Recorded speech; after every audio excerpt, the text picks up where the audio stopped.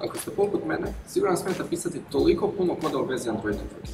Osim toga, taj kod koji pišete uopće nije reusable, nego se mora pisati nanovo iz projekta u projekt.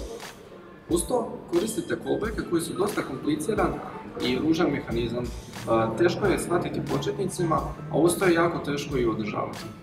Zato sam ja uzeo Kotlin korutine, koji su mehanizam koji je ugrađen u Kotlin jezik i napisao API oko networking layera koji je potpuno reusable. Može se koristiti u drugim projektima.